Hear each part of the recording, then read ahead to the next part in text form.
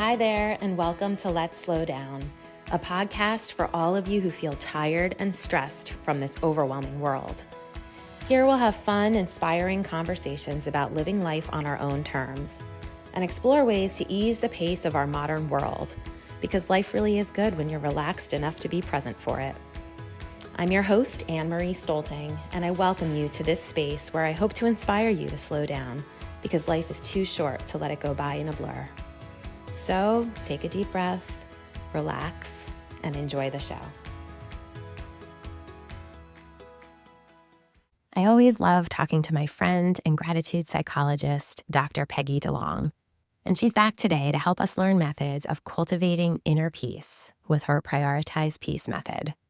Highlights of this episode include the importance of a gratitude practice. You can try using the 5-minute journal, which I've linked in the show notes. And continuing best practices with sleep, exploring how gratitude can increase serotonin to help relax you and help you sleep better. And interestingly, in a recent poll with 100 young adults, Dr. Peggy found that many, not just me with my word of the year, many are seeking inner peace. So she created this method to help us cultivate more peace in our individual lives. And I think you'll be inspired by our positive conversation. I hope that it brings more peace to your day and inspires you to incorporate some of these simple suggestions that can impact your life and support your overall well-being. And for those of you who are local to the New Jersey area, I want to remind you that Dr. Peggy is hosting a women's wellness retreat coming up on April 26th, and I'll link that information in the show notes. Hope you enjoy our conversation. Hi, everyone, and welcome back to another episode of the Let's Slow Down podcast. Our guest today is Dr. Peggy DeLong. She's a gratitude psychologist, mom to 3 young adults. She's interested in the mental health of this generation. She's a keynote speaker on happiness, resilience, grief, and gratitude to help people live their best lives. That includes speaking at the World Gratitude Summit with Jack Canfield, Hal Elrod, who I'm a big fan of both of those people, so that's amazing. She's a memoir writer who highlights the power of gratitude, love, and nature for healing emotional pain. She's an adventure seeker, nature lover, therapist, and an empath who feels deeply for clients, and a believer that we live fully and more joyfully when we can feel, process, learn, and grow from our emotional pain. Back on episode 41, she was here to talk about how practicing gratitude can change how you view the world. And we had such an amazing conversation. I know the listeners loved it. So I'm so excited to have you back again today. So welcome. Thank you so much for having me. Great to be back. So happy to have you back. Since our first podcast episode, we've grown to become friends. We live in the same town, so we've gotten to have coffee together.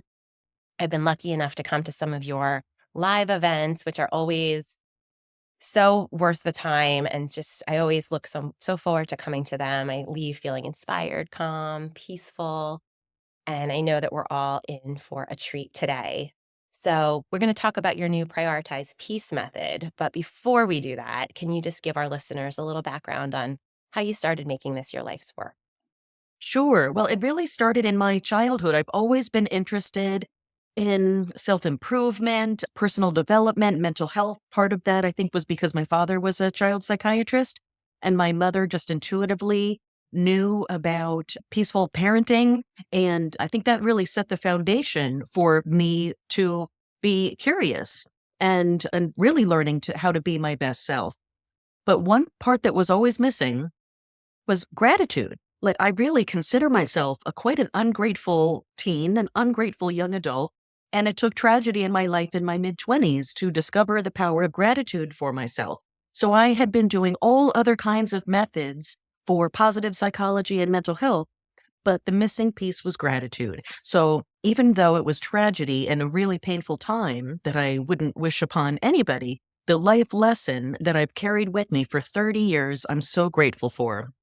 And during my fiance's diagnosis of cancer is when I learned about the power of gratitude through a simple cup of hazelnut coffee, and the gratitude and for the predictability and the comfort that that cup brought me every day during the darkest times of my life is what has inspired me to really dive deep into all methods of positive psychology the research behind them, and then bring it into my private practice and my speaking engagements and pretty much everything that I do. Even making bracelets is personal experiences as well as positive psychology touches all of that.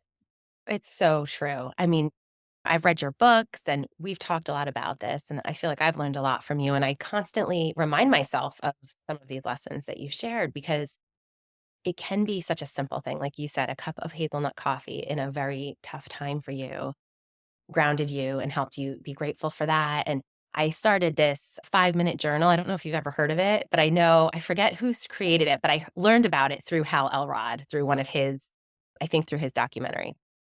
And it's a short little, it's kind of, they say it's the journal for people who don't journal. It's like a short little 5 minutes or less. What are you grateful for? Like, how do you want to make today count? What are you grateful for? What are you looking forward to?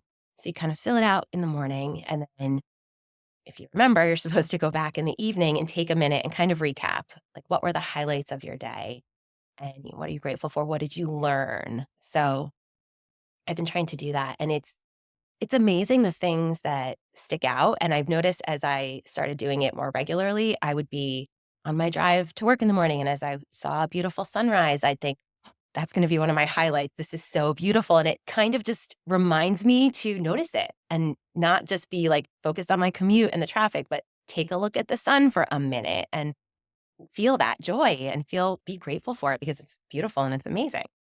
And so often we're around these things all day long. And I think it's the slowing down piece too. We're so busy, we don't notice them. And then we Right. let them impact us.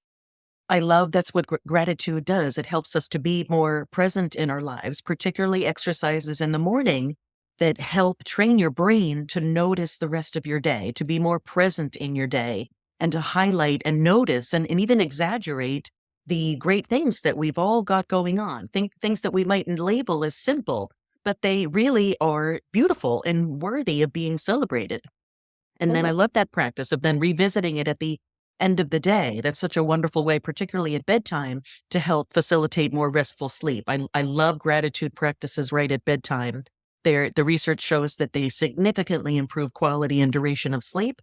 And then when you do that on a regular basis, your next day becomes even better because you've had better sleep, and then you're going to hold yourself accountable for looking for those good things. And I also like the way that you phrased it, and that the journal might be. I'm not familiar with this journal, but I like the concept of sometimes when you think about, you're asking yourself, what am I grateful for? It might be hard if you're, especially if you're going through a difficult time, to be thinking about what you're grateful for. But if you phrase it a different way, like what went well, what can I look forward to? Like those are things to be grateful for. So we can sometimes, if that question, what am I grateful for, doesn't resonate with you, just flipping it a little bit, changing the wording can help you to get there. Totally. And it also reminds you that it doesn't have to be this huge monumental thing. It can be, like you said, the coffee. A lot of times it is for me, the coffee, especially, Every day. yeah, we're finally getting into spring. It's getting warmer, but it was, we had like a really cold spell there and it was so cold in the morning and it was so hard to get moving. And I would sit for 5 minutes and do this with my hot cup of coffee. And I'm like, whether I write it down in my journal or not, I'm so grateful for this thing right now. And it really does make you present in the moment and realize that there's always something positive. And I have found I'm definitely a busy mind person who lets it get the best of me sometimes before bed. I'll lay there and like the thoughts are going and I realize this is not productive. Like this, there is no point in worrying or thinking about this stuff right now. It is the best thing I could do for myself is get a good night's sleep. And I have found doesn't always work. I'm still working on this one. This is definitely a practice for me. But I have found when I switch the thinking and start focusing on things that I'm grateful for, things that I was grateful for in my day, it tends to calm me down. And I usually fall asleep doing that. So it It's so helps. helpful. Yeah. Right. And this, I love the science behind it. So I'm always curious about why. Why does the simple practice help with sleep? And part of the reason is the neurotransmitters that are released in our brain when we think about what we're grateful for. And specifically at bedtime, it's serotonin. Serotonin is known to relax the muscles. So we might even not realize that we might not be tense if you're thinking about those things. I feel it more in my neck and my jaw, and it just relaxes muscles, and relaxed muscles help to facilitate restful sleep. We can consciously think about relaxing our muscles, But when you think about what you're grateful for, it happens automatically. It's kind of a bonus. Kind of So, tricks you into relaxing. yes, yeah, exactly. So, yeah, I just love learning about the why. And it's so fascinating how our brain works for us. Yeah. I am fascinated by it too. And that's one of the things that I love so much about talking to you because you always mention the science behind it. And usually I'm like, yeah, I totally know that works, but I don't really know why. So I Well, love that aspect of it. and I credit my publisher when I wrote my book, Feeling Good. She challenged me to find the research behind every claim that I was making. I knew they worked for me. I knew they worked for my clients and for other people, but I really needed to find the research. So I learned so much by writing that book because everything that I claimed that helped with feeling good and improving mood, I had to find a related research study and get into the why. So I love that it enhanced my knowledge that I can share with people. It does. It's fascinating. I find that very interesting in all of the things that I read that you publish. So thank you. Thanks to your publisher. And thanks for doing that work because I'm sure that Yes. made it way harder to write the books.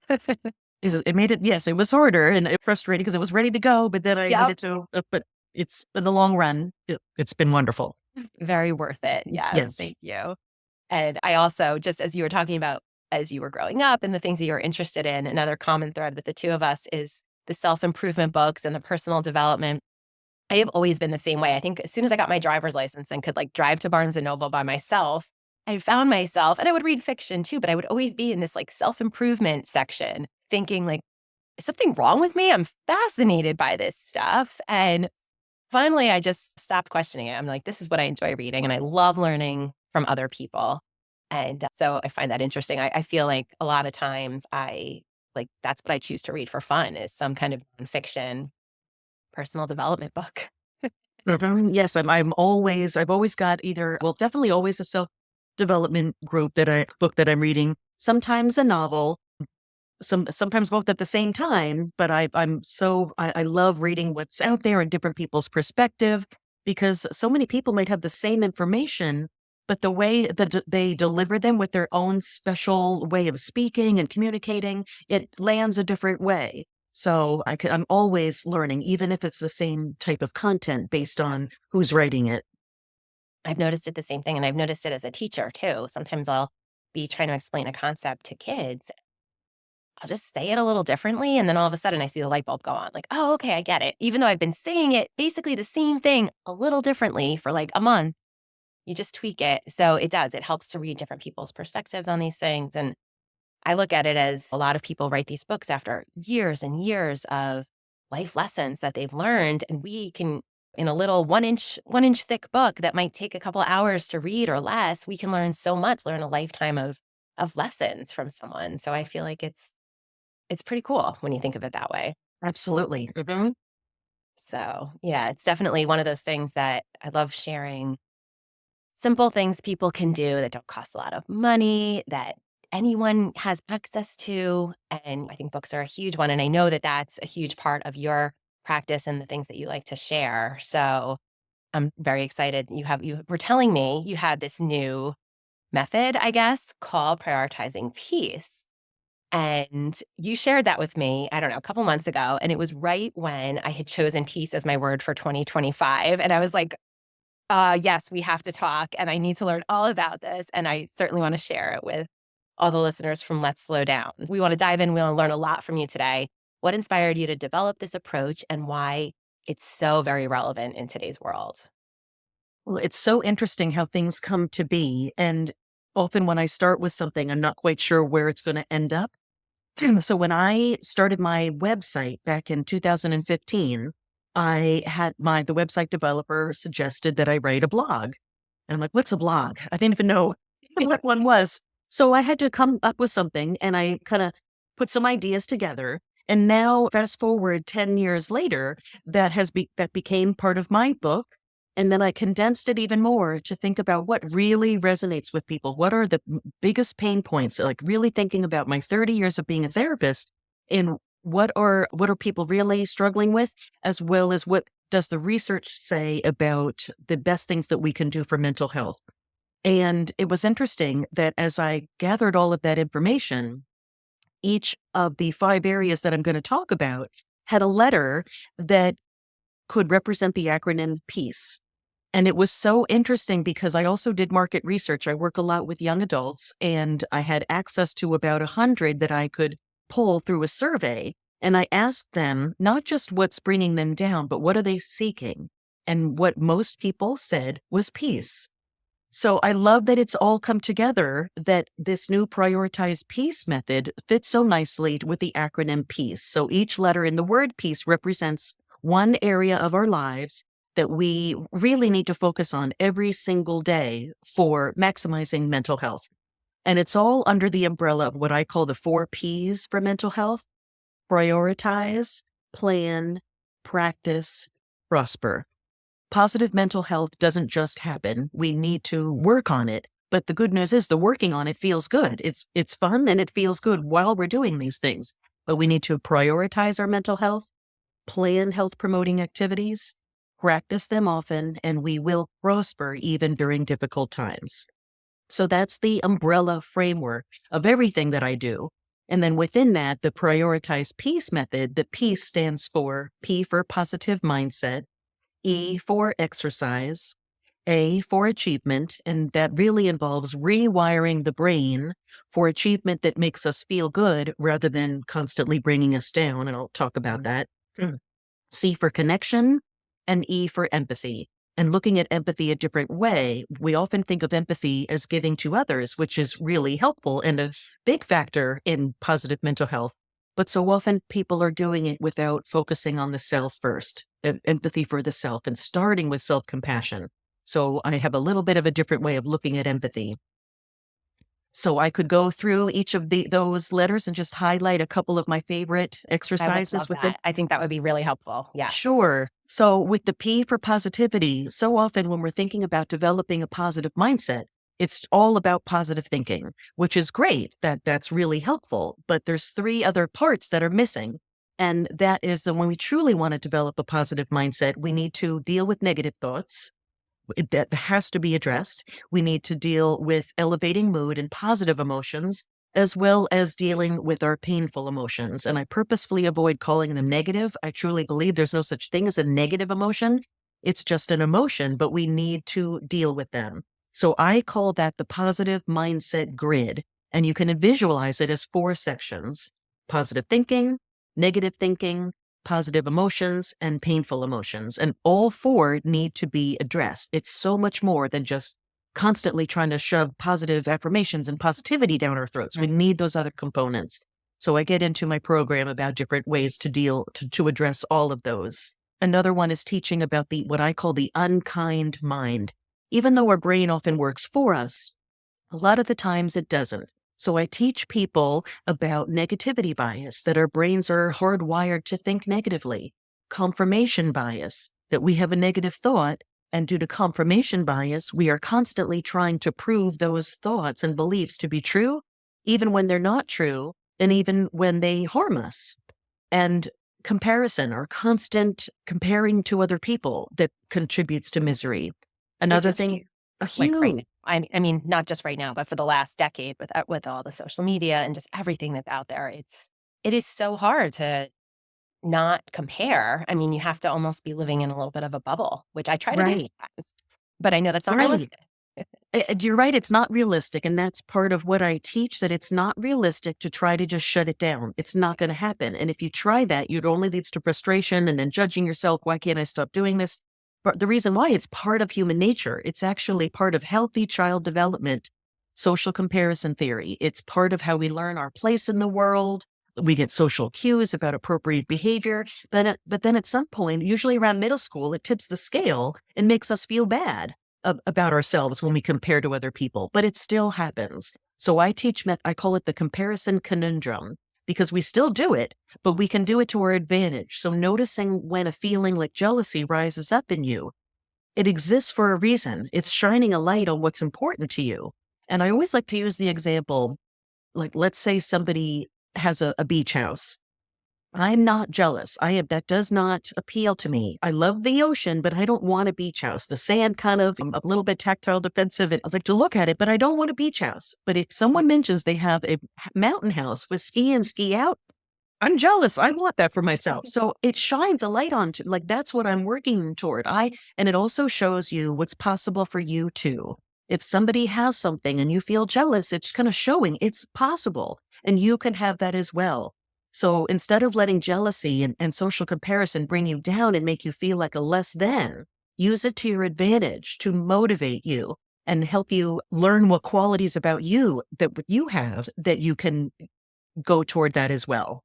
So that's the comparison conundrum. And then I also like to talk about positive affirmations because I truly believe they do work. We also need to pay attention to our negative thoughts. And I call it the 3 Ps test for positive affirmations. They're more helpful if they're written in the present tense, if they include pleasure, and if they're plausible. So by that, I mean, like, I would love to be taller, but no positive affirmation in the world is ever going to make me taller. So it needs to be plausible. Dream big, go big, but it still needs to be plausible. So that's the 3 Ps test for positive affirmations. And then lastly, I just wanted to talk about what I call the joy generator and inducing positive emotion. We can generate joy that helps us feel good, and that helps us to engage in some unpleasant or undesirable tasks.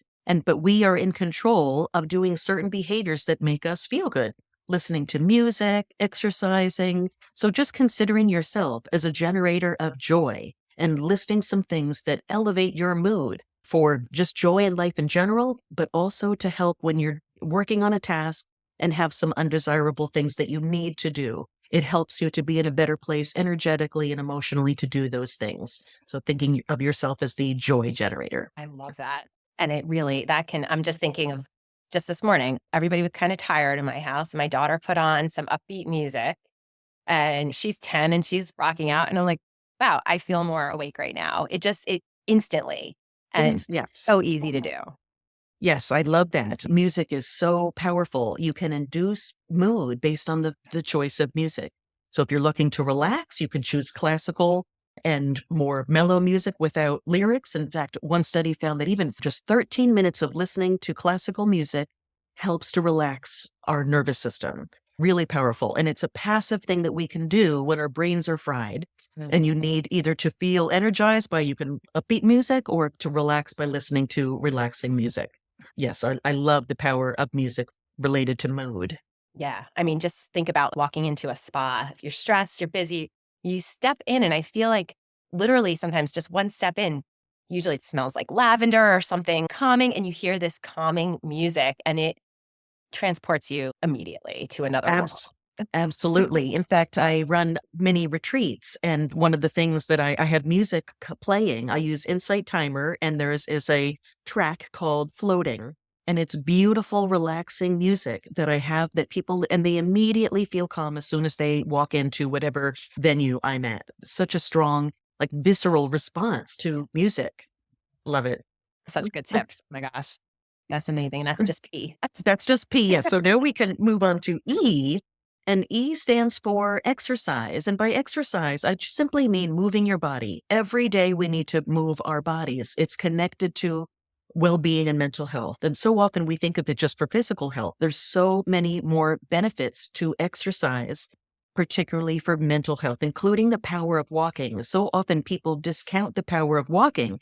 But if you have time to exercise, and even when you're walking about your day, just running errands, like, really harness that power and pay attention to your muscles and what it's doing for your muscles. There's so much research behind the power of walking for mental health.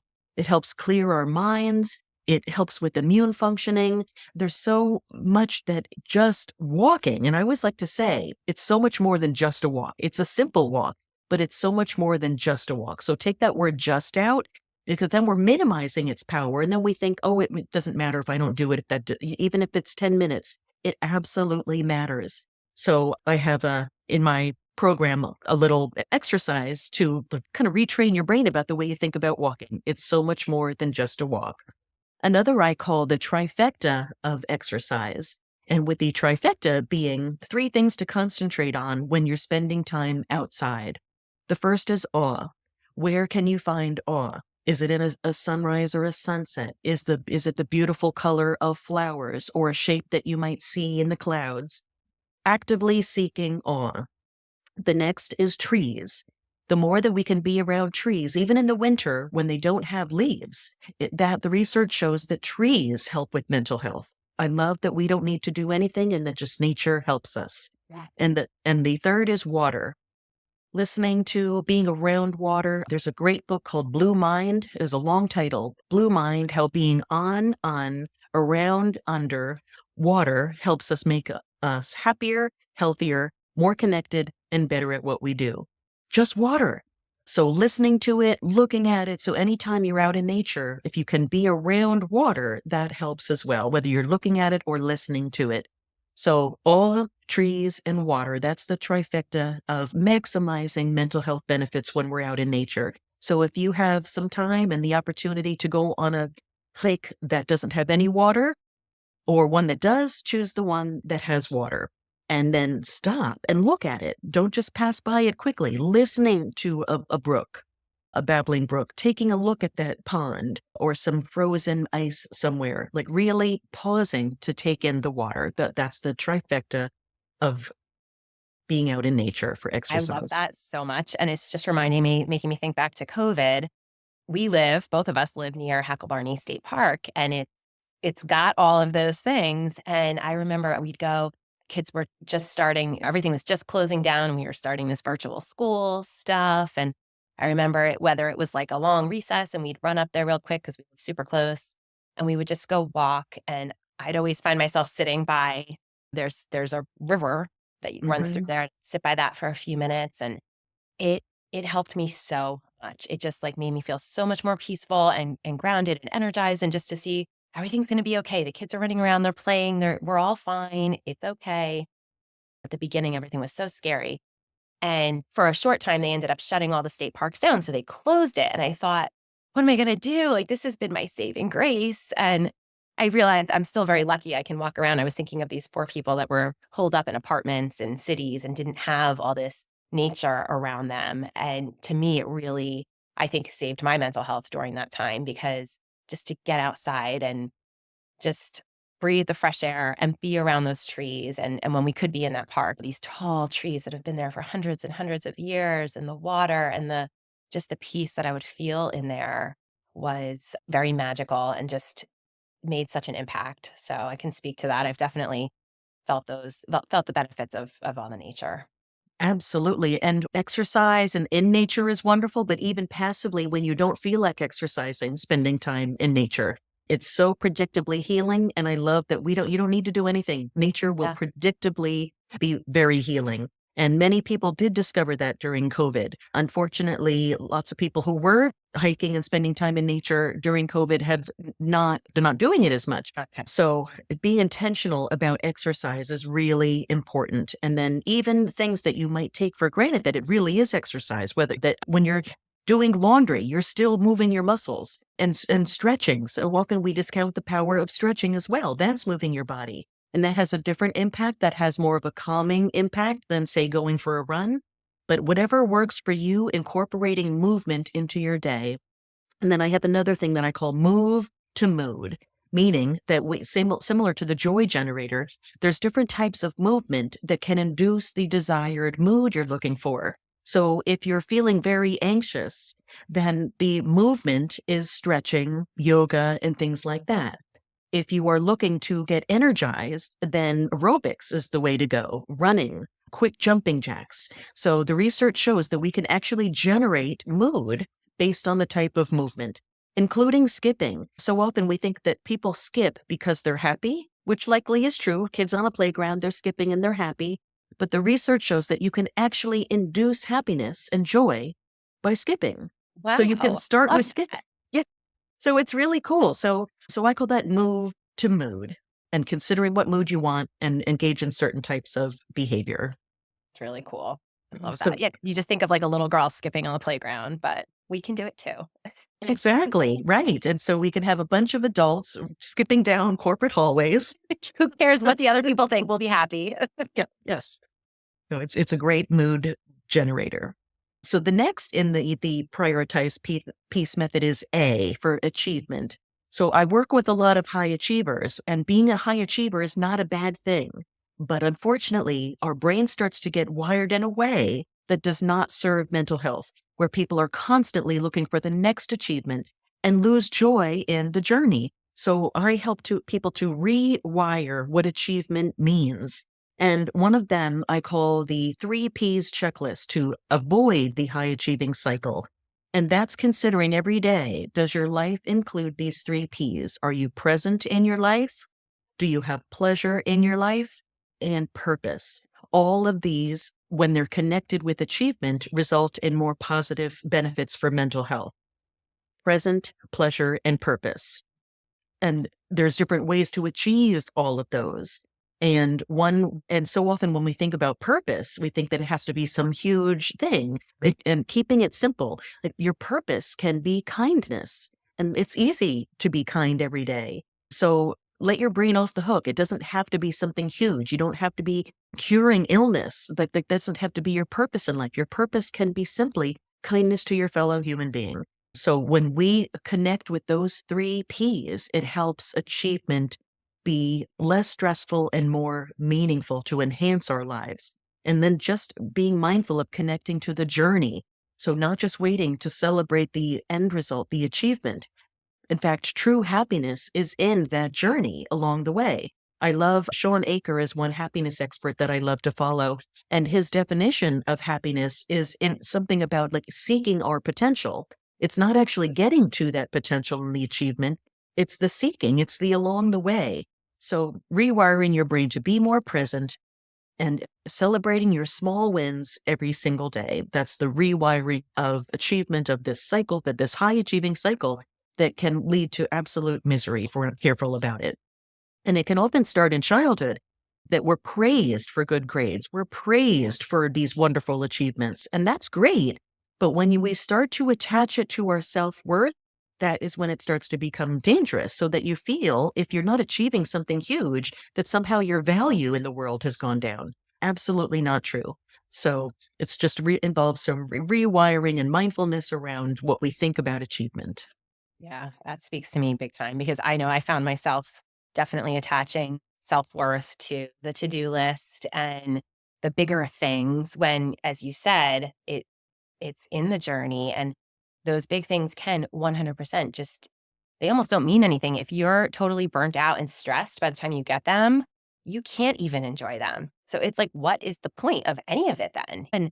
And I feel like I did learn that the hard way and I still have to. I think this is a really tough one for many of us. I definitely have always been a high achiever. I think I sort of burned myself out like by the age of 18 in high school, even with trying to do all those things. And that is making me very just conscious of that and intentional with the way that I parent my kids. I hopefully not repeating the cycle, but it is something that's been difficult for me, but that I have been learning and has made such a difference in my life because I felt like that was really my whole inspiration for starting this podcast. I felt like I blinked and all of a sudden my oldest was going to high school. And then of course my head was, she's out of the house already and she's gone. And I like, she's just, we're done with her. Like, of course she's still with us and we'll still have a place in her life when she goes to college. But it just like, I went down this rabbit hole of like, life is just flying by and I want to be Mhm. there and be present. And so I love all these just reminders and just ways to do that and because we all deserve to be present in our life and we all have so much to be grateful for and so much good, but it can be overshadowed sometimes if we put too much stress on ourselves or if we let the stress from outside the world impact us. So this is wonderful.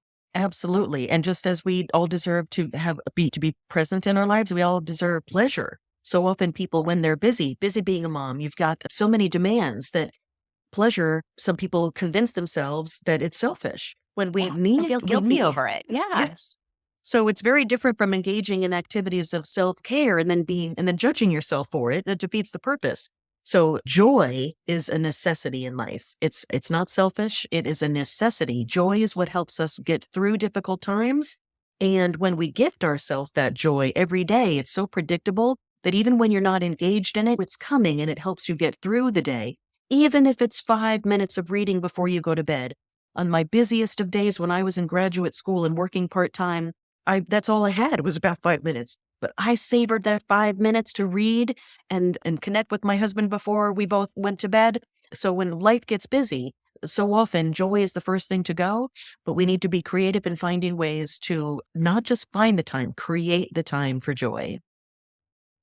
So that's A. And then letter C stands for connection. And I really love this one because it's the number one predictor of happiness and well being. Even predicts how long we will live, the quality and depth of our relationships.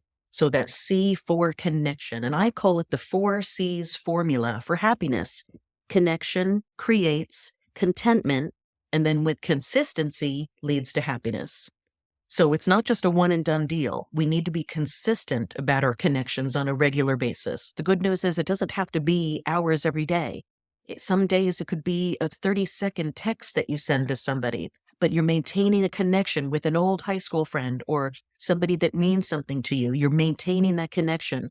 Even the best relationships can fade over time. So when we are mindful about thinking of those people and letting them know we're thinking about them, then it helps to maintain those connections. So often our negative brain can say, oh, too much time has passed. They don't want to hear from me. They're going to be wondering, why am I reaching out now?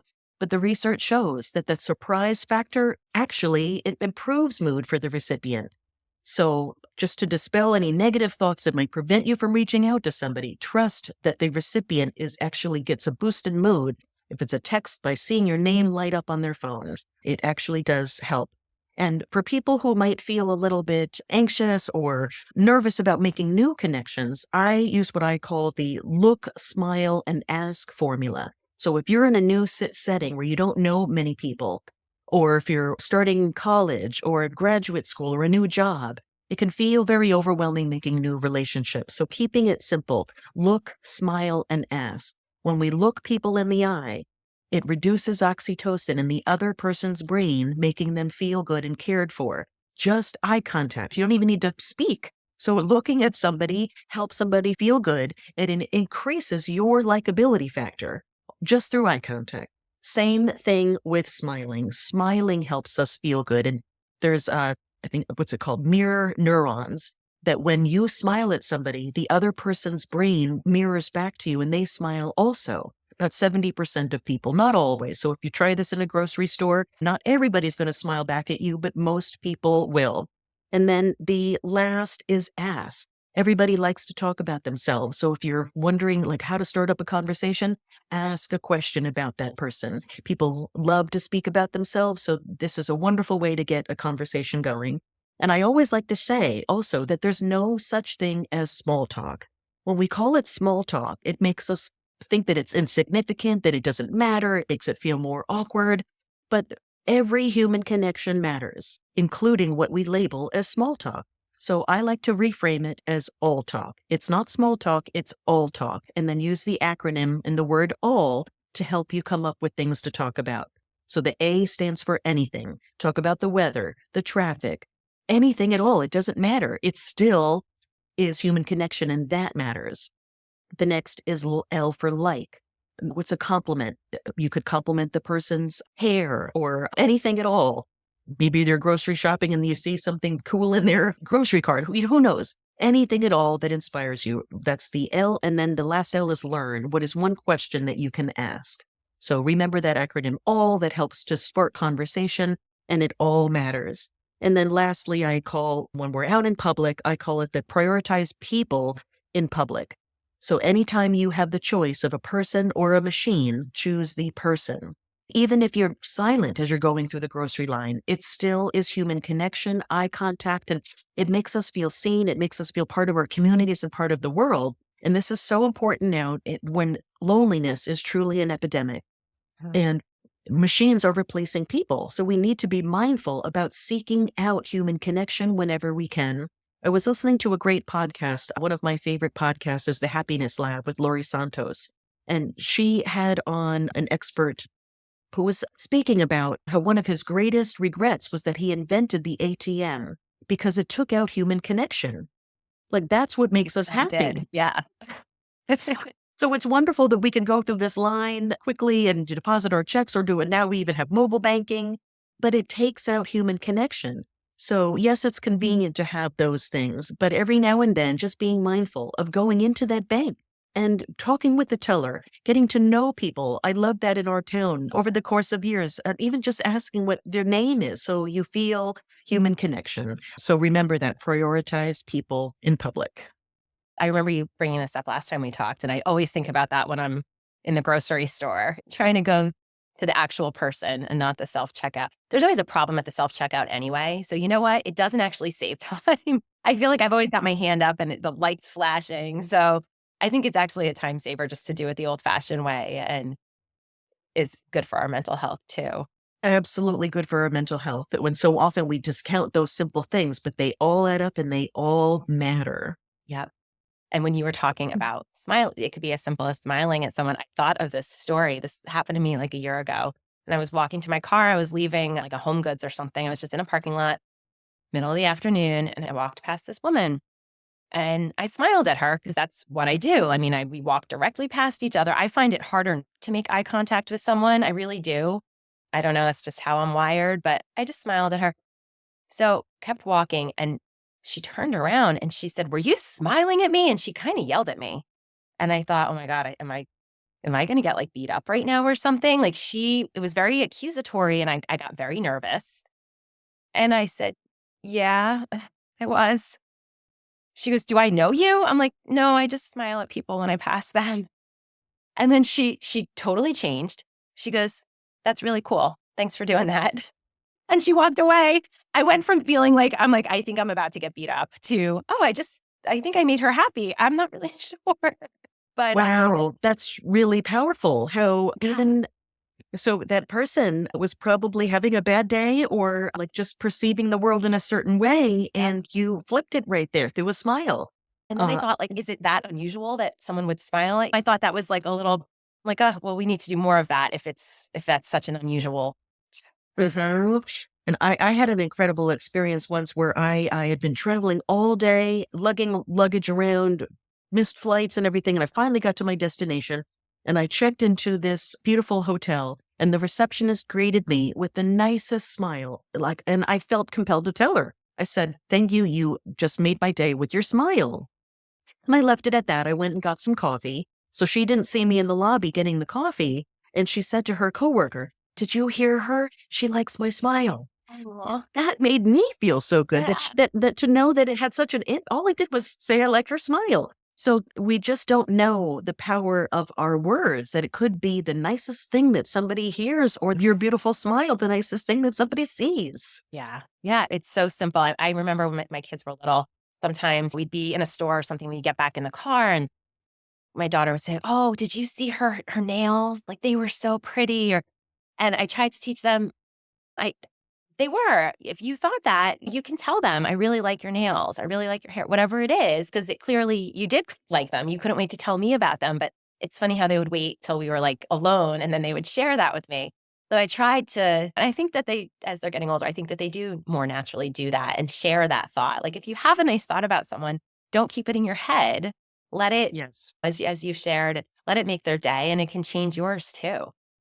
And it's interesting how even positive interactions can feel intimidating and you're being vulnerable. It takes courage. So I think it's important to acknowledge the courage that it takes even when it's a positive interaction because you might be going out of your comfort zone if you're an introvert, you don't know how the other person's going to respond, but it's so worth it. It really is. I love that. Such a good reminder. And then the last E is empathy. And as I mentioned before, it's starting with empathy toward the self. It's great to give empathy toward other people. That truly is one of the factors that contributes to happiness and well being when we're empathic and understand another person's perspective and feel for other people. But if we don't start with ourselves first, then easily become depleted. So I call it the empathy error that to go to other people first. So consider yourself first. It's not selfish. And then the empathy flow. The empathy flow is that first we start with self-compassion. And then the more self-compassion we have, the more we're likely to engage in activities of self-care to take care of ourselves. And then we're better able to understand other people when we first feel that our cup is full. And then we're better able to give to others. So it really is a flow, but it starts with self-compassion. Many people think that if I take care of myself first, if I eat well, if I exercise, that's great. Those activities are self care, but it really comes from a place of self compassion first. And so that's what I call the empathy flow. And I love following the work of Kristen Neff for anything related to self compassion. And I love her framework for what self compassion is, including three major components: self kindness, community humanity, and mindfulness. So that when we engage in activities of those components, it helps develop our own self compassion. And if anybody is struggling with what that means or what that looks like on a daily basis, I highly recommend checking out her website, selfcompassion.org. She's got free resources, free exercises, free guided meditations, as well as the work of Tara Brach. And I think her website is tarabrach.com.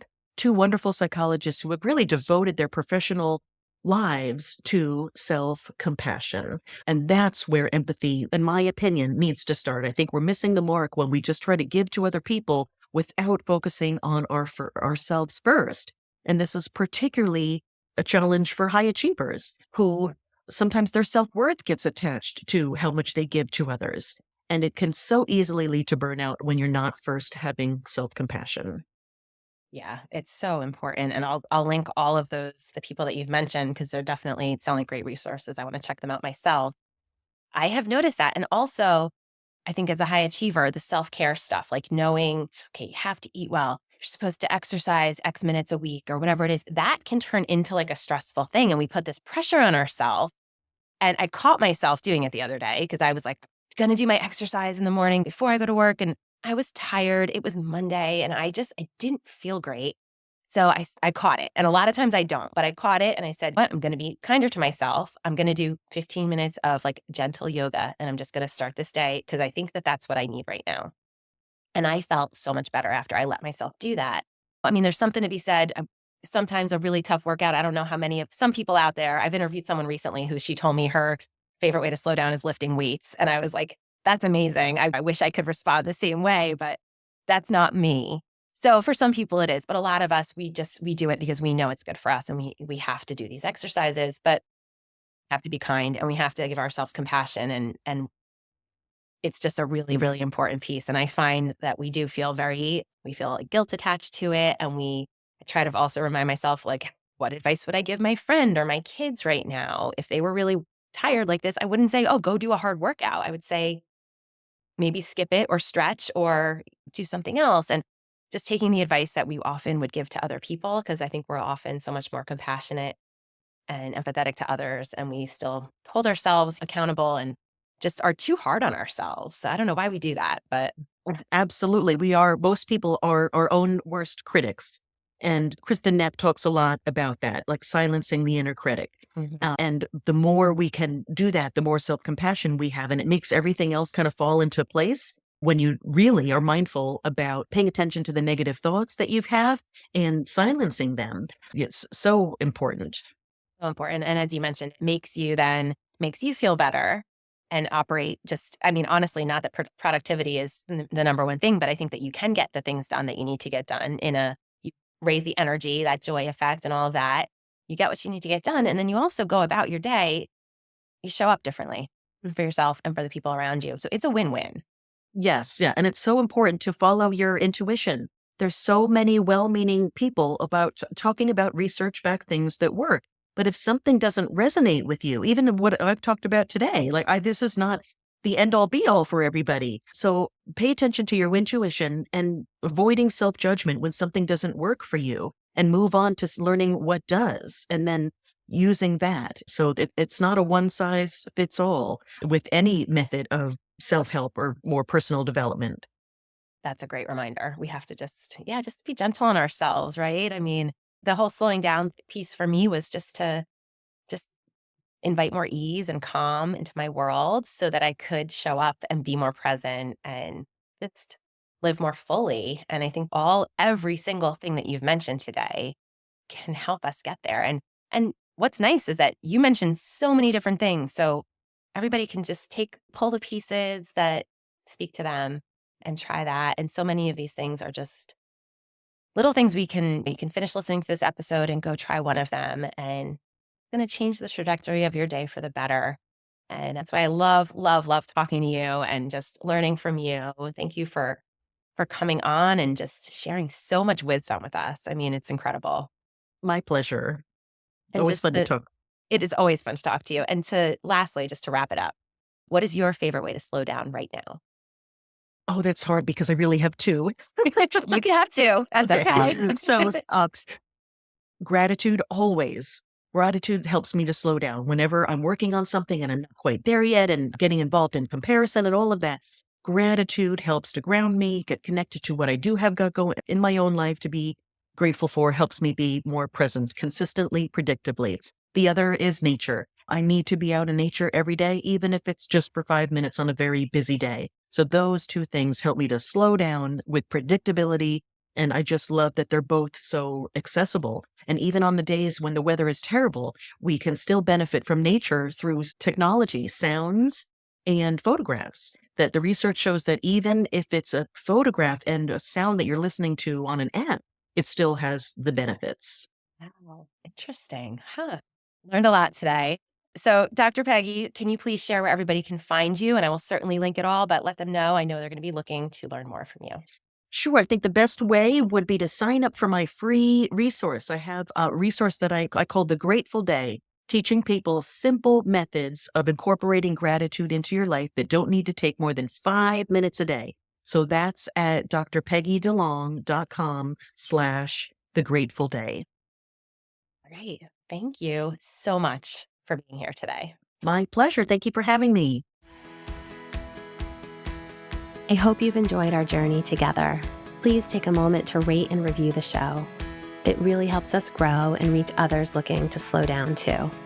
Wishing you simplicity and ease in your world, and I'll see you back here next week.